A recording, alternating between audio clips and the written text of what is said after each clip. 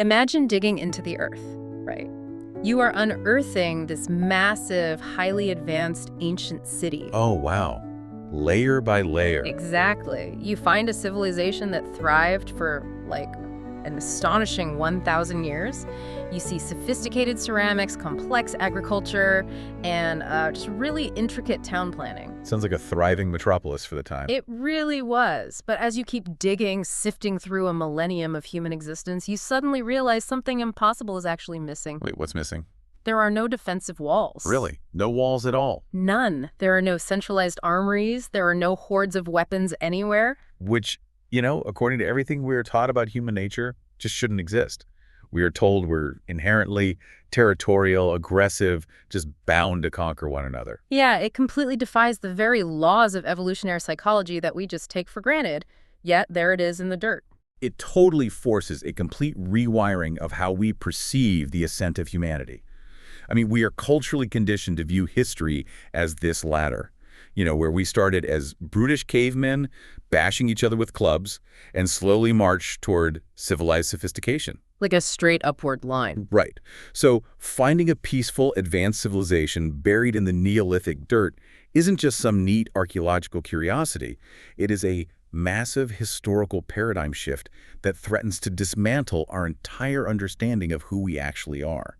And that anomaly in the dirt is exactly the starting point for today's deep dive.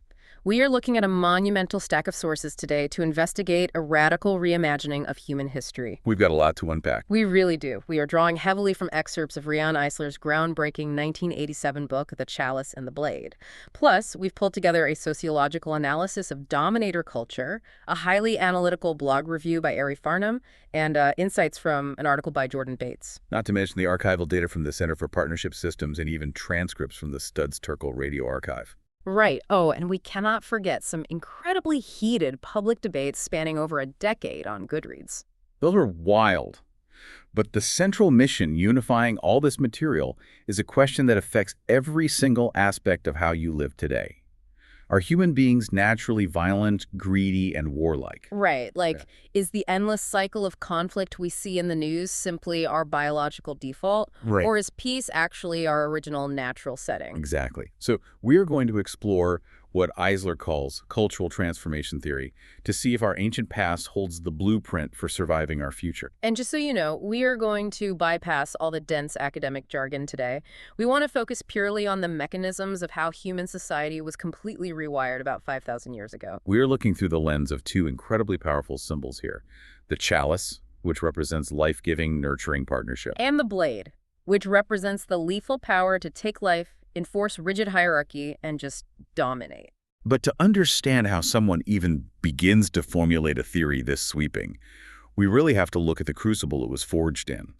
Dr. Riane Eisler didn't arrive at these conclusions just by, sitting in a library. No, definitely not. She is a systems scientist, an attorney, and a cultural historian.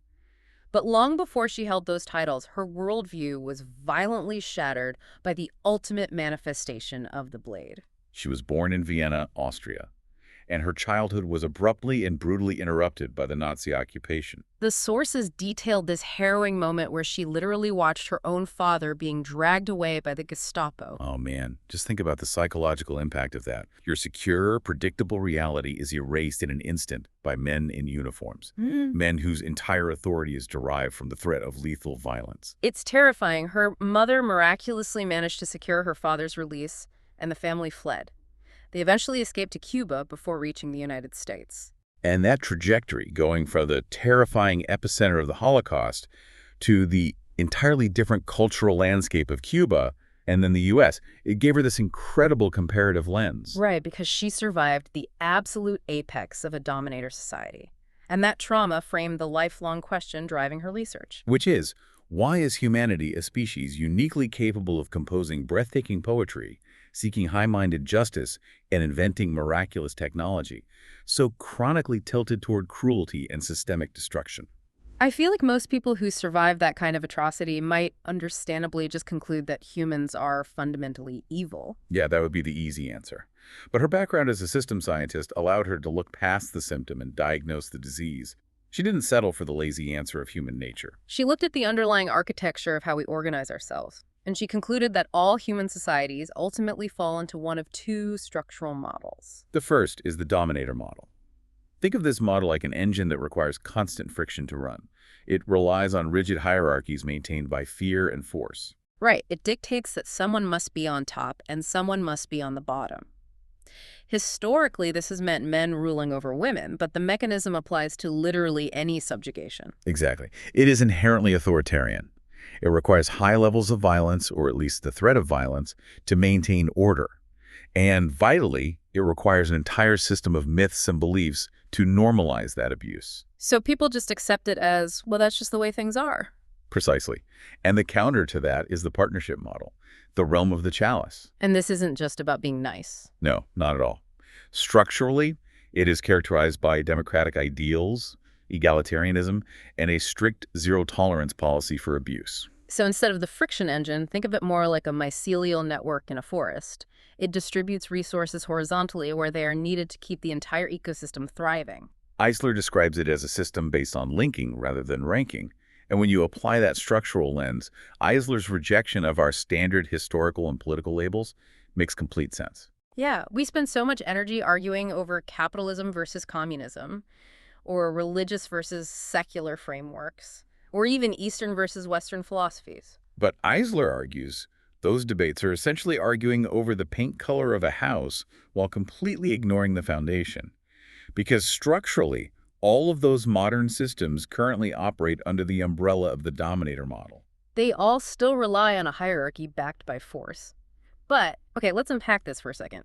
Isn't human nature inherently hierarchical? What do you mean? I mean, look at our closest genetic relatives. Chimpanzees have alphas, they go to war over territory. So if we're talking about tearing down a male-dominated hierarchy, isn't the opposite just matriarchy? That's a super common pushback. Right. Like, if you remove patriarchy, doesn't human nature just dictate that we flip the script so women are holding the blade instead of men? See, that assumption is the ultimate proof of how deeply the dominator model has colonized our imaginations. We literally struggle to conceptualize a society without a boot on someone's neck. Wow, yeah. I guess that's true. But matriarchy is still a dominator model. It just changes the gender of the person wielding the blade. Partnership means the pyramid itself is dismantled. Okay, so there is no top and bottom. Exactly. It means that difference, beginning with the fundamental biological difference between male and female, is not equated with superiority or inferiority. To describe this specific dynamic, Eisler coined the term Gilony. Gilony. It links gamie, the Greek root for woman, with andros, the root for man, and it uses the letter L in the center to symbolize linking. Right. It's a social system based on mutual respect, where the two halves of humanity are linked, not ranked. Experiencing the horrors of Nazi Germany gave Eisler this hyper-awareness of authoritarian patterns. She recognized that authoritarianism isn't an inescapable biological destiny. It is a specific, constructed system. And if it was constructed, it can be dismantled. But to prove that Gilony is even possible, she couldn't rely on theory alone. She had to find physical proof that a partnership society wasn't just some utopian fantasy. It had to be an historical reality, which brings us back to the dirt. If you want to claim that human beings are naturally peaceful, you have to show me the evidence. And this is where we dive into the Paleolithic and Neolithic periods. We are looking at a staggering expanse of time here, roughly 30,000 years where partnership was the overwhelming norm. 30,000 years. That is hard to even wrap your head around. It is. And the physical evidence left behind from this era is incredibly consistent. For decades, archaeologists unearthing sites across a massive geographical expanse, stretching from the Balkans deep into Siberia and all the way west to France, they kept finding the same things. Thousands of small, stylized female sculptures. Yes, these are commonly referred to as Venus figurines, Venus of Willendorf being one of the most famous examples. Right, and the religious historian E.O. James analyzed Cro-Magnon rock shelters in Les Izes, France, and uncovered burial practices that reveal a deeply profound worldview. What did he find? They found corpses that had been carefully arranged and adorned with cowrie shells.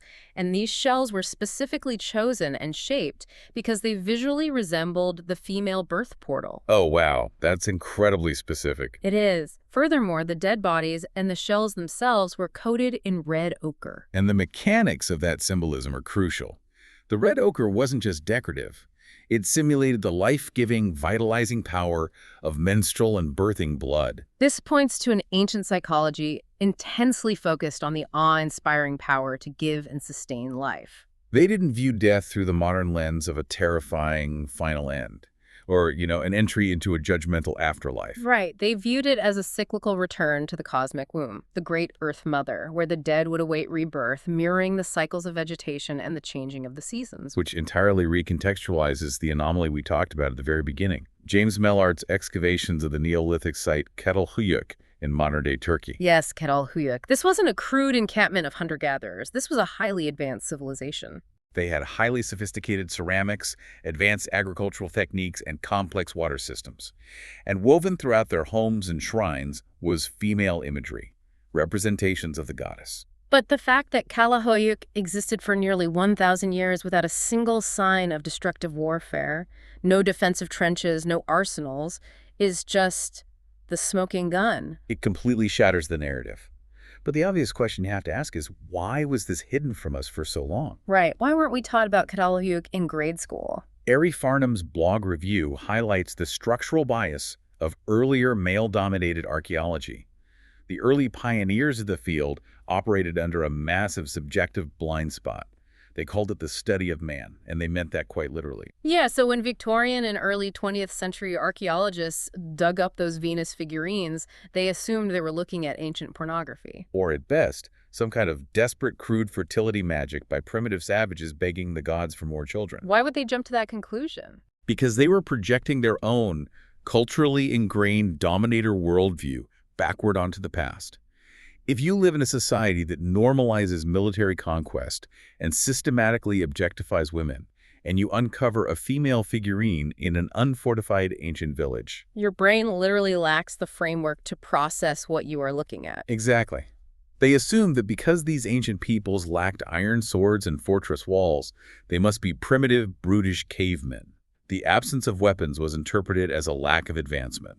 Rather than a conscious cultural choice for peace. But you cannot argue with physics. Nope. The carbon dating revolution changed everything. It provided objective scientific timelines that completely stripped away the subjective biases of the archaeologists. Carbon dating proved definitively that these peaceful, goddess-worshipping societies were not backward. They were highly technologically and culturally advanced for their era. They are developing the foundational technologies of modern civilization, agriculture, pottery, town planning, architecture, and they were doing it entirely without the engine of institutionalized warfare. The contrast is just staggering. You have the ancient imagery of the universe as an all-giving mother, the ultimate symbol of the chalice.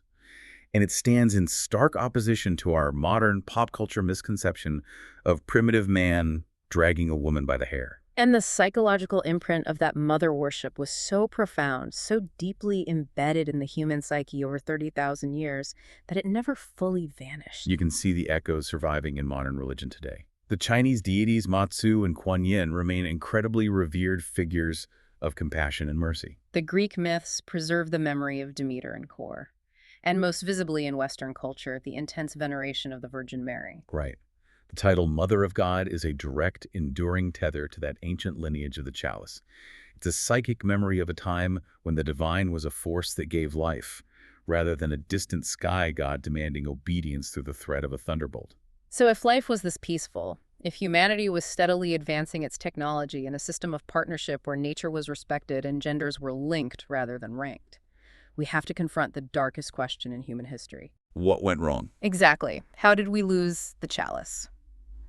This takes us chronologically to a massive chaotic disruption that essentially overwrote human culture and plunged us into the reality we live in today.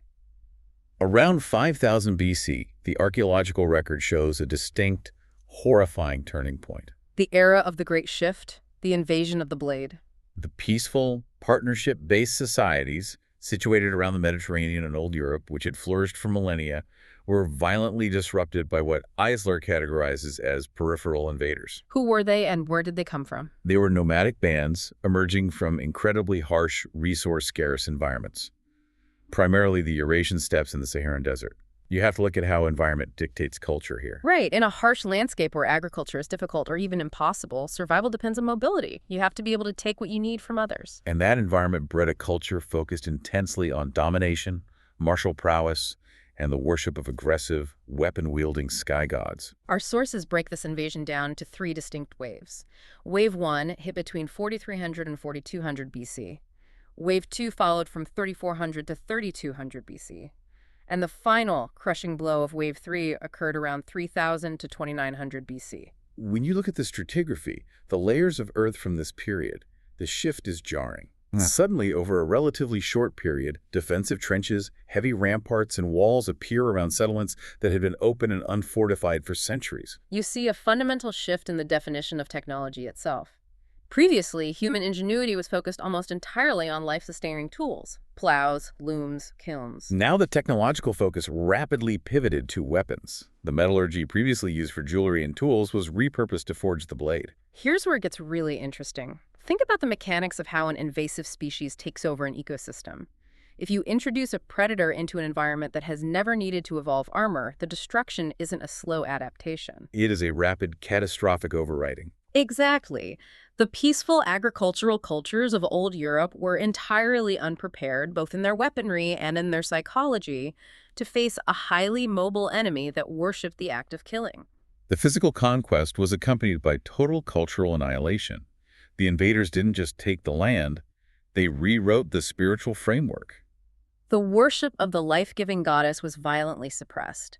She was systematically demonized, or, in some cases, downgraded and assimilated as a submissive consort or concubine to the new, victorious male war gods. Consequently, women were stripped of their egalitarian status, marginalized, and legally reduced to property. The linking of the chalice was replaced by the ranking of the blade. And because humans process trauma through storytelling, we can actually see this massive cultural wound recorded in our oldest mythologies. Oh, absolutely. The Greek poet Hesiod wrote lamentations about a golden race of humans who lived in peaceful ease and equality before a lesser race introduced the god of war and brought endless suffering. The parallels are everywhere. Look at the biblical narrative of the Garden of Eden. It's a foundational myth about a time when humanity lived in perfect harmony with nature and each other. Which is abruptly terminated by a male deity decreeing that woman must henceforth be subservient to man, and that humanity is forever exiled to a life of toil and hardship. Even the enduring legend of Atlantis, which many scholars actually linked to the historical destruction of Minoan Crete, which was one of the very last highly advanced holdouts of the partnership model, it serves as a cultural memory. These aren't just fairy tales. They are the traumatized, garbled folk memories of a civilization trying to explain how they lost the partnership era. It makes you speculate about the true cost of that shift. We are taught that human progress is a straight line sloping upward, but the archaeological record shows a massive regression. We essentially entered a 5,000-year dark age of institutionalized domination, endemic warfare, and systemic oppression. How much technological and social progress was lost? If Çatalhöyük was thriving with advanced water systems and agriculture 7,000 years ago without war, where would humanity be today if the chalice hadn't been shattered? We might have reached the stars centuries ago. Seriously. But that speculation highlights exactly why this isn't just a niche debate about ancient history. The nomadic invasion from 5000 BC isn't confined to the past. It is the blueprint for the society we currently inhabit. The ripple effects of that violent shift dictate the terms of modern existence. Which brings us to how dominator culture functions right now, today, in your own life. Drawing from the sociological data on dominator culture, we can see how this model permeates our most basic institutions. It isn't just about militaries and geopolitics. Right. It infects the family unit, which for millennia has been legally and culturally structured around blind obedience to the head of the household. It shapes how authoritarian governments operate, relying on surveillance and force. It dictates the architecture of our schools, prioritizing rigid top-down discipline over creative exploration. And it is absolutely the defining framework of the modern corporate structure. Think about a typical corporate hierarchy. The subtle ranking, the posturing, the hoarding of information to maintain leverage. You are actively participating in a 5,000-year-old system of the blade. The philosopher Terence McKenna offered a crucial insight into Eisler's work by noting that she effectively degenderized the terminology of oppression. What does that mean, practically? By framing it as dominator versus partnership, she reveals that the issue isn't solely an indictment of patriarchy. Patriarchy is a symptom. The underlying disease is a systemic framework that teaches us to view all relationships as zero-sum power struggles. Ah, exactly. It manifests as man over woman, yes. But the exact same mechanism drives race over race, nation over nation, the wealthy over the poor, and humans over nature. The renowned social theorist Bell Hooks expanded on this mechanism beautifully. She argued that dominator culture relies on a foundational, psychological lie to sustain itself. And that lie is that we are all natural-born killers. Right. By normalizing the predator role as innate biology, the system forces us to accept structural ruthlessness, poverty, and war as just how the real world works. It strips away our agency to imagine an alternative. And the environmental cost of viewing the world through the blade is existential. The author Daniel Quinn, in his novel Ishmael, coined the term taker culture to describe this mindset. Dominator culture operates on the premise that humanity is fundamentally alienated from and inherently superior to the natural world. Nature is not a partner. It is an adversary to be conquered or a resource to be extracted. This provides the philosophical justification for mass pollution, deforestation, and ecological destruction. Malcolm Hollick maps out the modern spectrum of these manifestations. At the extreme end, you see the pure, unbusked dominator societies. Nazi Germany, Stalinist Russia, or modern Islamic fundamentalist states operating under the Taliban. But Hollick also forces us to examine the subtle, pervasive examples in Western democracies. Consider the political rhetoric of the war on terror or the war on drugs. Right. By framing complex social and public health issues as military conquests requiring force, society willingly suspends civil liberties and normalizes state violence. And globally, the persistence of systemic sex slavery and domestic violence are direct, continuous expressions of the blade. But there is concrete sociological data proving we are not locked into this behavior. Anthropologists Peggy R. Sanday and Scott Coltrane conducted extensive cross-cultural studies that proved a direct correlation between gender equality and male behavior. In societies that lean closer to the partnership model, where women hold equal status, men are significantly more involved in childcare and nurturing. Which exposes a critical truth. Dominator culture inflicts massive psychological harm on men, too. It forces a harsh emotional division. To maintain the macho ideal required by the blade, men are socially conditioned to dissociate their masculinity from innate human empathy, caregiving, and vulnerability. They are required to suppress their own tenderness to uphold the hierarchy. So what does this all mean for you, the listener? If some sociobiologists say male dominance, territorial warfare, and the subjugation of the weak are just hardwired into our genes, aren't we fighting a losing battle against biology? Eisler completely dismantles the genetic imperative argument. She identifies it as the ultimate defense mechanism of the dominator narrative. Blaming genetics is an intellectual cop-out. It conveniently ignores the profound impact of environmental influences, generational trauma, child-rearing practices, and social conditioning. More importantly, it ignores the hard archaeological data. If organized warfare and domination are an inescapable genetic imperative baked into human DNA, a civilization like Catalhuyuk simply could not have existed for a millennium without weapons. The natural-born killer is a myth weaponized to excuse our responsibility for the destructive systems we consciously choose to uphold. Telling the modern world that its entire operating system, its politics, its religions, its economic structures, is the result of a 5,000-year traumatic anomaly is going to trigger massive cognitive dissonance. Oh, without a doubt. People build their entire identities around these hierarchies. So when Eisler's book was published, and as it continues to be read today, it predictably caused an uproar. Before we delve into the public reaction, we must establish a strict boundary for you, the listener. We are about to examine highly polarized, politically and religiously charged viewpoints found in our source material. Specifically, the Goodreads debates spanning from 2012 to 2026. As your hosts, we are strictly impartial. We are not taking sides, nor are we endorsing any of these specific viewpoints. We are examining these comments as sociological artifacts to understand how the public digests and reacts to the chalice and the blade. We are looking at this like anthropologists studying a culture shock. And if you want to watch the cognitive dissonance of the dominator mind reacting to the partnership theory in real time, the internet comments section is the ultimate laboratory. Let's look at the fierce debate that erupted around a user named Nebuchadnezzar. Nebuchadnezzar represents a highly critical, academically frustrated viewpoint. In his review, he accuses Eisler of failing to conduct her own primary archaeological research. He criticizes her for relying on secondary sources to build a macro-historical theory. What is fascinating is the tone of his critique. He expresses genuine pain and frustration that mainstream academia, specifically his own college professor, would praise the book. He views the theory as an affront to rigorous historical standards. But the reaction to his critique is explosive.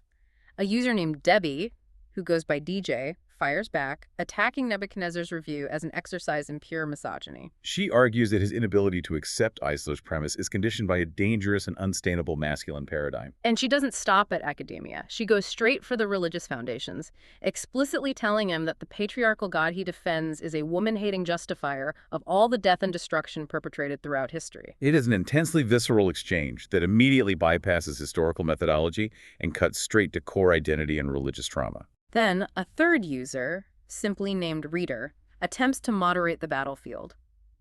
Reader argues that both Nebuchadnezzar and Debbie are missing the forest for the trees. The point of the book, Reader states, isn't to endlessly nitpick the dating of specific potsherds. It is to recognize the broader structural patterns. It's about seeing the vast spectrum between domination and partnering, and forcing the reader to question whether they prefer a status quo maintained by force over one built on diplomacy and equality. But when you introduce a macro history, this massive theory that attempts to explain the totality of human culture, it can sometimes become a blank canvas. Right, it becomes a Rorschach test where people project their own wildly unrelated ideas onto the framework, which brings us to the deeply eccentric comment from a user named Ans. Okay, we have to talk about this comment. Ans's contribution is a prime example of this phenomenon. Ans claims that Eisler's cultural transformation theory is scientifically proven by the rediscovery of something called the universal sound helix. I mean, Ans goes on a massive leap of logic here, arguing that the mythological symbol of the snake represents the sine curve of mathematics, which was originally discovered by women. And Lanz then attempts to linguistically connect English slang, a specific Dutch dialect word for snake, the historical figure of Jesus, and something referred to as the steak Madonna. It is an utterly baffling projection. It really is, but it serves as a crucial warning. The existence of fringe, eccentric interpretations, or the fact that people use a theory to validate their own esoteric beliefs, does not automatically invalidate the core data of the theory itself. Ari Farnham addresses this exact dynamic in their blog review. Farnham points out that it is very easy for internet trolls to point to fringe comments and claim the entire goddess worship theory has been debunked by modern science. But Farnham notes that the actual rigorous science continues to support Eisler's core premise. For example, when the Chalice and the Blade was translated into Chinese, it prompted Chinese archaeologists to conduct massive independent studies of their own ancient sites. And they confirmed strikingly similar patterns. Ancient China also experienced a distinct historical shift from peaceful, egalitarian, partnership-based societies to warlike patriarchal hierarchies. The pattern is global. But Farnham's review also delves into a profound existential dread that Eisler's theory can provoke in a thoughtful reader. Farnham grapples with the biological implications of the Great Shift. If the warlike nomadic tribes from the steppes swept in and murdered, subjugated, or outcompeted the peaceful, chalice-worshipping peoples, what does that mean for us today? Aren't modern humans the literal genetic descendants of the murderers? Are we striving for a peaceful world while carrying the DNA of the conquerors who destroyed it? It's a haunting question. It implies that violence won the evolutionary lottery. But Farnham finds immense solace in the historical mechanics of how these conquests actually played out over time. Eisler's data demonstrates that when peripheral invaders conquered a peaceful, advanced culture, the invaders rarely maintained their harsh nomadic culture for long. They almost inevitably assimilated into the civilization they conquered. They adopted the agricultural practices, the art, and the leisurely ways of the subjugated people. Until they themselves were softened and eventually conquered centuries later by the next wave of invaders. The mechanism of assimilation is the key. It proves that environment and cultural structures trump genetics. The DNA of the conquerors was absorbed and reshaped by the cultural framework of the partnership model, even if that model was suppressed. The human desire for peace, comfort, and linking is so strong that it actively seduces the descendants of the Blade. What is truly fascinating about analyzing these reactions, Nebuchadnezzar's academic anger, Debbie's righteous fury, Amanza's wild mathematical projections, and Farnham's journey from existential dread to deep comfort, is what it proves about the theory itself. The sheer intensity of these emotional responses confirms Eisler's premise. Our cultural programming regarding gender, power, and historical identity is incredibly deep and highly sensitive. It touches the deepest nerves of how we justify our existence. So, having acknowledged the heavy 5,000-year burden of the blade, we must ask the final question. Is there a way out? Can we consciously rebuild the partnership model? This moves us into our final section, focusing on what Jordan Bates's article and the Center for Partnership Systems refer to as the potential for a renaissance of partnership. Bates makes a crucial point here. Eisler's work isn't just a retrospective history lesson. It is action research. It is designed to provide us with the data necessary to consciously intervene in our own social evolution. When you look at history through Eisler's lens, the events of the last 300 years represent a staggering, unprecedented pushback against the dominator model. We are witnessing a systemic rebellion. Think about the massive structural shifts, the global abolition of institutionalized slavery, the hard-fought, ongoing battles for women's suffrage and civil rights. The rise of environmental movements demanding we stop treating the earth as a disposable resource. The Occupy movements challenging entrenched economic hierarchies. Even the mainstream policy discussions happening right now regarding universal health care and universal basic income, these aren't isolated political issues. They're all fundamentally partnership values attempting to dismantle the blade. Jordan Bates's professor introduces a vital philosophical framework for understanding the struggle. It's a concept called the long now. We are accustomed to measuring time in the span of a single human life, which leads to despair when systemic change doesn't happen quickly. But the long now asks us to view time generationally. The transition from a 5,000-year-old dominator culture to a partnership society will not be completed in a single lifetime. It is a slow, multi-generational revival. It emphasizes the mechanics of daily action. Our small, seemingly unglamorous choices matter immensely. Choosing to treat a subordinate coworker as an equal, expressing emotional vulnerability rather than masking it with aggression, consciously rejecting the impulse to enforce a hierarchy of cruelty in your own home. These actions send compounding ripples into the future. Bell Hooks offered what is perhaps the ultimate practical antidote to dominator thinking. She defined it as love as the practice of freedom.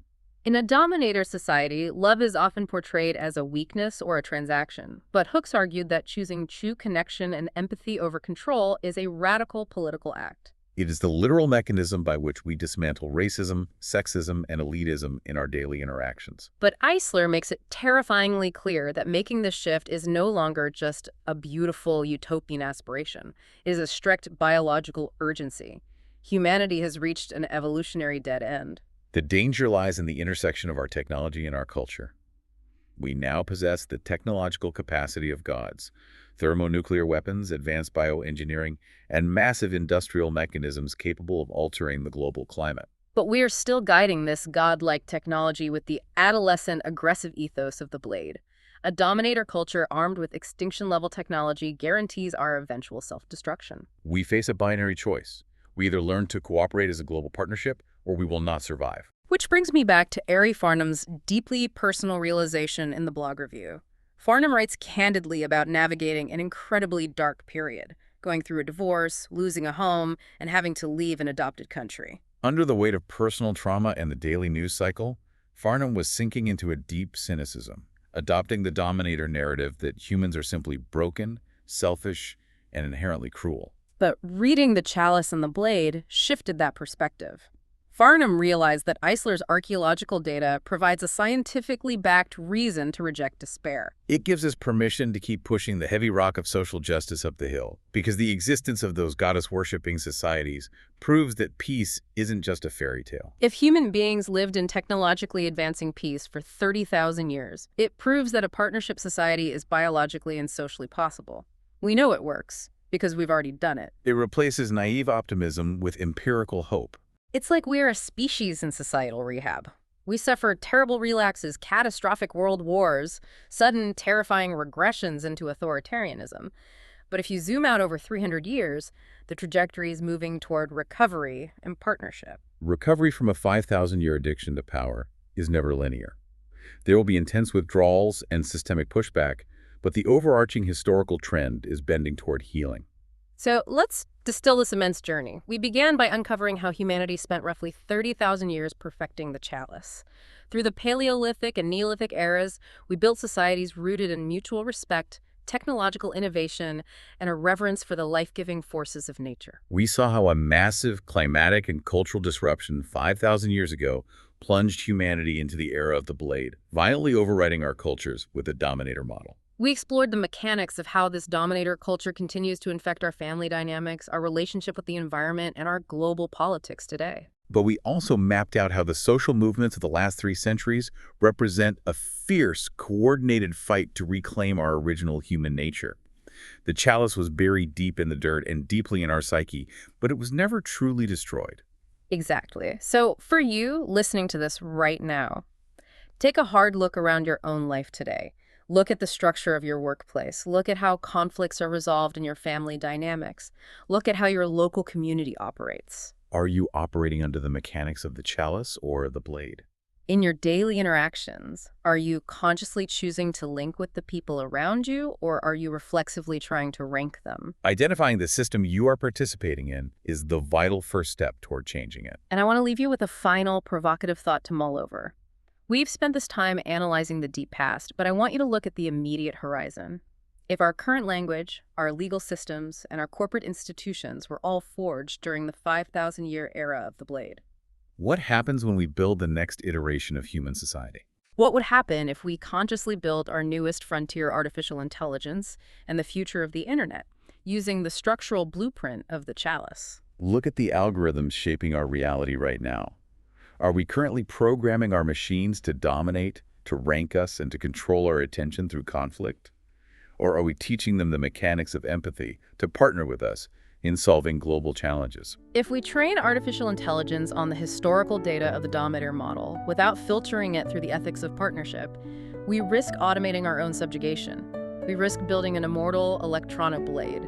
But if we recognize the pattern, if we choose to build systems that link rather than rank, we might finally dig past the trauma of the last 5,000 years. And unearth a completely new way forward for humanity.